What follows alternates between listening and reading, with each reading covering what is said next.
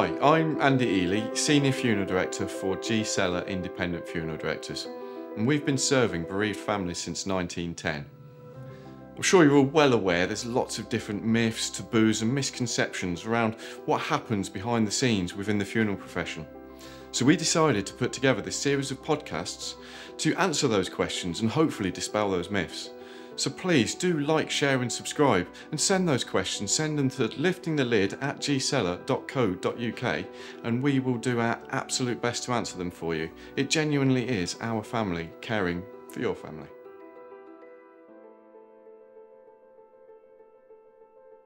Welcome to the latest episode of Lifting the Lid.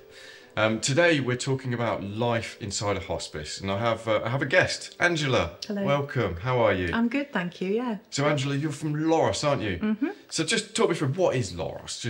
Just for people that aren't aware. You know, I know it's local, but what is it? So LOROS is a local hospice and provides palliative care in the community as well as at the hospice. Brilliant, phenomenal work, isn't it? Absolutely. So what inspired you to work within a hospice? Okay, so when I first started, I was a nurse in paediatric intensive care, and we had an aromatherapist that came to the unit one day and started massaging, doing complementary therapy, aromatherapy, and what I was interested in, I could see that actually it was an arterial blood pressure, and the arterial blood pressure was coming down. So I was thinking in my head, something else is going on here with complementary therapy. Okay. Didn't do anything with that. Went travelling, nursed in Australia and India. Brilliant. Came back, didn't know what to do. Thought, actually, I'll start at a children's hospice. Oh, okay. So that's really how I entered the hospice care, really. I remember I was on a night shift, and there was a lady, a mother of a child. He was 3 years old. She was really struggling during that night because he was end of life. Awesome. But because I was an aromatherapist as well as a nurse, I was able just to offer her like a foot massage. And it just gave her a lot of peace. Yeah. And then she asked me, would you be able to do that with my son? You know, so we did it during the night with the son, and they almost connected within that moment. It was really special because I showed her how to do the massage for the next few days. And then after he died, I received a beautiful card from her just to say, thank you so much for doing what you did that night. It really made his death really peaceful because she was able to continue to do the massage. So then, if I'm honest, there was a job that came up at LOROS for complementary therapy. Yeah. And I thought, do you know what, I'm going to have a crack at that. Yeah. And I'll stick it out for maybe 6 months. And here I am. I was going to say, how long now then? 19 years later. 19 years, okay. You've done well. You've stuck it out well. It's in my DNA, I feel. No, absolutely, so. It sounds it. Yeah, it is, as I say, it's phenomenal work. Very, very difficult, but I imagine really rewarding. Absolutely, absolutely. I guess this would vary depending on the role of the individual at the hospice, but you know, can you talk me through a typical day? Okay. Like your typical day. Okay. So this morning I've just done an MDT, multidisciplinary team meeting, in the community, where I'm meeting up with the community nurses in the Leicestershire area. They're all palliative care nurses, and we've got a consultant there as well, who is guiding us, and basically we're talking through each patient and actually what can LOROS do to help that patient, you know. So we've got compassionate neighbours there who provide volunteers to go out and sit with a patient. So basically it's a lovely multidisciplinary meeting. Then I would perhaps have 3 outpatients where those patients would come from the community. I'll just give you an example of last week. Yeah, absolutely. I had a lovely chap who is diagnosed with cancer. He's been in bed for like 10 days. But he really wanted to come for his complementary therapy treatment, which is lovely. It is. However, that comes with its own issues as well. Yeah. So if you haven't been out in bed for 10 days, his walking wasn't particularly brilliant. Challenging, yeah. And I could see the effects it was having on his wife, who was struggling, if I'm honest. So they both had complementary therapy. And afterwards, this is where LOROS really comes in. It looks at the whole person. So I was able to just pop round to the occupational therapist and just say, I really need an assessment for a wheelchair for this chap. Okay. And we don't do it often, it's only emergencies. Yeah. But I knew I couldn't send that person home without having like some sort of wheelchair assessment. Yeah, assistance, yeah. Yeah. So, and his wife was really, really happy as well. You know, so nip two things in the bud really for him. Brilliant. So then after that, I may go into day therapy and see our day therapy patients who have come in basically. They'll come in at 10 o'clock and they'll stay till 3 o'clock. And it's a really lovely environment in day therapy where they can have complementary therapy, they can do creative arts. Okay, yeah, I think I've seen some of those actually. I mean, today they've actually got the stocks out because it's the it's the summer fair. Okay. So yeah, I think they've got matron in the stocks. So everybody within the hospice, I think, is going to enjoy that this afternoon outside with patients. And so what are you doing? Throwing wet sponges? Wet sponges, absolutely, absolutely. And then maybe in the afternoon, I'll go onto the ward and see those patients and relatives that have been referred to us. And so I can either do that by the bedside or bring them down to the complementary therapy department to have a treatment. I'm also very aware of our staff. So like yesterday, I had a staff member who'd kind of cricked the neck. Right. So I invited her down as well, just to like have a massage. And I would talk about self-care tips and mindfulness as well, because we've got to look after everybody really. So that's quite important. I mean, this sounds like an incredibly challenging day. Sort of go from one. How do you handle the emotional impact on yourself in that environment? Okay, so I must admit, over the years, it's been tough because whatever's going on in your own life, it's like you. If someone's poorly in your own life, it's absolutely going to affect you. Yeah, you know? absolutely. So I'll maybe just give an example. So when my husband was diagnosed with malignant melanoma 11 years ago, I found it really, really tough. He was absolutely fine. He knew that he'd had the surgery and he was absolutely going to be fine. But I could see patients in the hospice with the same condition. So I must admit, I knew I had to do something to help myself. So I started my journey of mindfulness, which has been a game changer for me. You know, so. Now, is this something that obviously you're controlling your own journey there?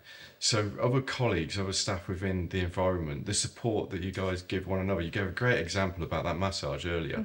Is there other things that you do to assist one another? Absolutely. So especially since COVID, we've realised the importance, well, LOROS has realised the importance of staff self-care. So anybody who works in any capacity within LOROS can have access to complementary therapy, because it could be even an administrator, you know, had that difficult phone call, or it could be like one of the domestics has just really got a really lovely rapport with one of our patients, you know, and that patient has now died.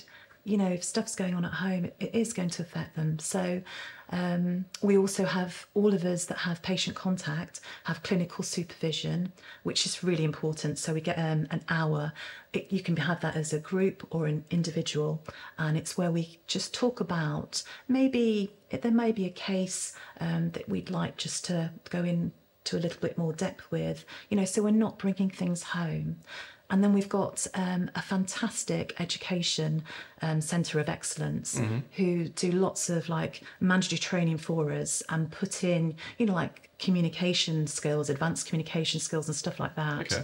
And also we've got a really passionate counsellor, Tracy, who's actually devised now a course specifically for anybody who's a healthcare professional. So we can have access to all of that, and I've done her course, so it gives me the confidence to be able to deal with my own emotions, but also a patient's emotions, being centred and grounded. Sounds like a lovely environment, to be honest. It is absolutely amazing. So in respect to sort of that statement, really, the misconceptions around a hospice, I mean, what are the common ones you're faced with? So often we get patients and carers coming in, and they're just so surprised because they're greeted by a beautiful volunteer on reception, and they have they often talk about just breathing, they just have that sigh of relief because they just often think it's such a sad place where people die. Now, it is a sad place at times, and people do die, but often the misconception is that people are just dying, but that's not the case. People are coming in, patients are coming in with their families, and it could be for anxiety management, it could be for pain relief or nausea symptoms. And what LOROS is really, really good at, it's looking at that holistic care. So we're not just looking at the illness, we're looking at everybody, and including the family. Yeah, everyone impacted. So that actually then they can go home, better medication, maybe better care, maybe the discharge liaison will put some care in place, so then that person can live until they die. Brilliant. And then I think the other misconception is that it's just cancer patients. Okay, yeah. So I think originally perhaps hospices were for a lot of cancer patients. Yeah. But now we're seeing end of life for heart failure, COPD, the breathing problems, motor neuron disease. We see a lot of neurological conditions too. So it's a big decision for a family as to using a hospice. I mean, how do they come to that decision? How do they make the decision to come to you? Okay, so I'm going to use the example of when my dad was diagnosed with stomach cancer. This was during COVID. So what happened, he got the diagnosis and then he decided he didn't want any further treatment. Okay. Which was hard as a family, but we all had discussions around it. And actually I think he made the right choice for himself, given all the circumstances. So then the GP played a key role in that, and the palliative community nurse who used to come and visit, and the community nurse would come and he would be asked, they did a respect form for him, which is basically if there was an emergency or anything like that, what sort of care would you like to be put in place? Do you want resuscitation, things like that? But the way the palliative care nurse handled it was just so with compassion and real love, and that's often the case for any of our patients that are coming to the hospice, and they can continue to look at that, when they come in, maybe with their consultant, if they have any questions, the consultants, the doctors, the nursing team are just really open and honest. Brilliant. We'd like to pause and take a moment to mention our partner for this podcast, Golden Charter. This podcast contains promotional messages about funeral planning. G. Seller & Company Limited is an appointed representative of Golden Charter Limited, trading as Golden Charter Funeral Plans, which is authorised and regulated by the Financial Conduct Authority. We know it's never easy to think about death, but there are several good reasons why having a funeral plan makes perfect sense. From an emotional, practical and financial point of view, planning your funeral in advance is a chance to take control, feel prepared and get peace of mind for you and the ones you care about. We work in partnership with Golden Charter, one of the UK's largest funeral plan providers who have over 30 years' experience and have helped over 900,000 people plan ahead for their funeral. Working together, G. Seller and Golden Charter can offer you the personal service and support when it matters most, and the reassurance and the security of a leading funeral plan provider. So what level of care can a family sort of expect? We've touched on it and you've given some great examples, but the individual, the family, what level of care can they expect to receive when they come to LOROS? So often, if they've come to the actual ward, they'll be greeted and have a holistic nursing assessment. Okay. It's not a long-term stay, so often the average day at time is often 15 days. And then it just gives us enough time to be able to help that patient back home for symptom management and things like that. But if they are in for end of life care, then we invite all family members. It's kind of a home from the home environment that we provide. It's really special. So if they've got their dog will visit. I've even had a parrot that's come, you know. So. Okay. But I guess it's that emotional support, isn't it? And absolutely, yeah, brilliant. Absolutely. And they're not just always on the ward as well. We've got 31 beds, but like I was leaving yesterday and we had some physiotherapy students, and they were actually around. As you come into LOROS, there's a beautiful pond, and they've got all the patients. They've got like 3 patients just in wheelchairs, just looking at the pond. It was a real touching moment, you know. So you support not just the individual, of course, but the family as well. I mean, how absolutely. extended, how far does that reach? Okay, so I can talk about complementary therapy. So we would see that patient and carer for 6 sessions. So that could be once a month, or it could be, it really depends on the individual. They can be referred back into the service as well. But I'll give an example of a lady that I saw last week. Her husband they were both supposed to come, but unfortunately he's died. But she came, and the first thing she said was, I can't believe that I'm able to access this service because my husband's died, you know.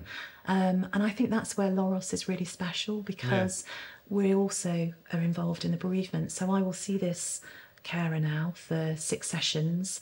But what's really important, because I'm a coach as well, I'll be coaching her, you know, once a month to try and, you know, find something in her community, because often carers are just lost on this journey, you know. So we want to put that carer back. You know, it might be their church. It could be that they always enjoyed singing, you know. So I always give them a little bit of home practice to try and find out actually what resources have you got available to you at home, you know. And then we can always signpost if that person is really struggling, you know, then we can make the referrals, you know, to counselling or to the bereavement hubs or something like that. How important are volunteers to assist with all of this? I mean, what are their roles? Oh my goodness. So my volunteers, or the LOROS volunteers, so I have complementary therapy volunteers who are so dedicated. They're all either aromatherapists or reflexologists, and they dedicate their time and they see our day therapy patients. But if you look at the whole picture of LOROS, I think we've got about 1,500 volunteers. Wow. To be honest, the charity wouldn't be able to run without the volunteers, really, you know, important. And we've got ward companions. We've got the famous Pete. You might see him on Instagram. He's a ward companion. He does so many different things, and so does all the ward companions, you know, but he really does, you know, I always put the spotlight on him. Pete, the famous Pete. Yeah, the famous Pete. So how do we create this homely environment? How do you do it? Okay, so like I say, there's 31 beds. 31, okay. We have 3 bays as well, so there'll be 4 patients maybe in a bay. But usually when they come, it's not guaranteed that they have an individual room, but all the rooms have a television. And maybe it's the nurse in me from intensive care. I love it when patients actually bring in photographs of themselves, their family. You know, it just gives us another connection, really. It's really, really important, because they're not a number. You know, they've been on this journey, and sometimes that journey has been a little bit up and down for them. But when they come to LOROS, often patients will just say it is just like they're breathing a sigh of relief. And one of the carers actually described to me the other week, she said, when I describe LOROS to people, she said it's almost like a comfort blanket. Oh, okay. You know, you're getting that support, that comfort, you know, from the nursing team, from the chaplaincy team, from the complementary team, you know, enablement, physio, OT, social worker. So the different therapies available. Just talk me through in a little bit more detail. What else do we offer? Okay, in the complementary therapy department. Yeah. Okay, so we offer aromatherapy massage. Okay. We do reflexology, which is all to do with your feet and your hands. Indian head massage. I do the Bowen technique, which has Okay. come from Australia. It works what's that? it works on the fascia. It's really good for pain relief, and it's non-invasive. Really, it's just so gentle. I teach relaxation techniques. Okay. I do hypnotherapy, but my biggest thing at the moment, which the whole team are getting involved in, is mindfulness, because, like I said before, it's a game changer for resilience. Yeah. What advice would you give to someone considering coming into considering hospice care? Okay, so I would say definitely don't be scared of the word hospice. You know, maybe look at the LOROS website or Yeah, okay. Instagram, you know, just to get a feel for the place. But really, it's about dignity, it's about compassion, and really, we're just an extended family. That's the way I look at it. Brilliant. Would you be able to share, so you've given me some great examples, but share any meaningful interactions, of course, with people using the care, with your colleagues, with the staff? What are your thoughts? Okay, so I'll give you an example of a chap last year. He was a patient, and basically him and his wife secretly got married. Oh, okay. Yeah, so we Okay. love that, because if we find out that in the notes, we all go into like 100%, you know. So we kind of got the kitchen staff involved, so they had a little bit of prosecco and Brilliant. Wow. some strawberries on the side. One of our admin teams makes confetti out of rose petals, so we got loads of rose petals and just put them in the room. It was beautiful. And then when him and his wife came in, we'd also got a special card with their names on, and all the staff that knew them, we all kind of walked in with them. Brilliant. And it was just a really special moment. He had tears in his eyes because he knew he wouldn't be here for very long, you know, and his wife. And he immediately said, "Oh, can we take pictures? You know, can we take some pictures of this?" You know, it's about creating memories. That is what the hospice is all about, you know.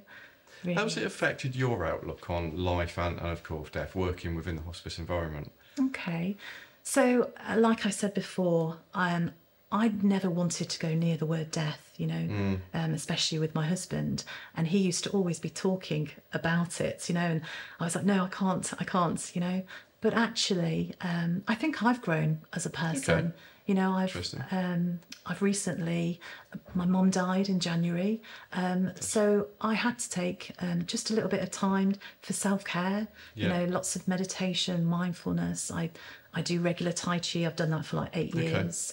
You know, but as well, it's my family is so important to me, and they really ground me. You know, my kids are like personal trainers. You know, they're never, you know, you've got to do this, you've got to do that. You know, let's go for a bike ride. You know, so.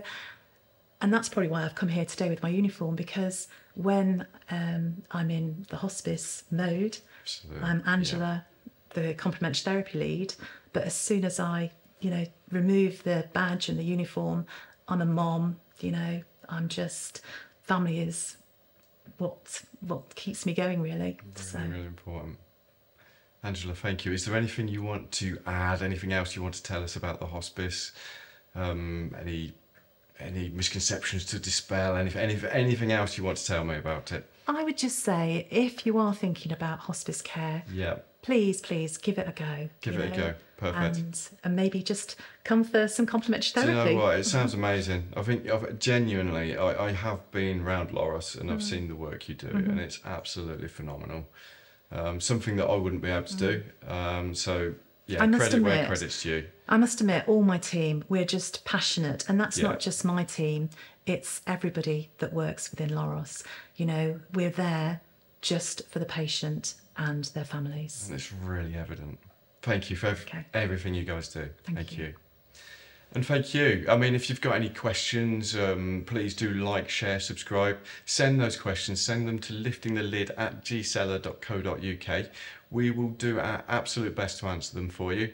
And we'll see you next time.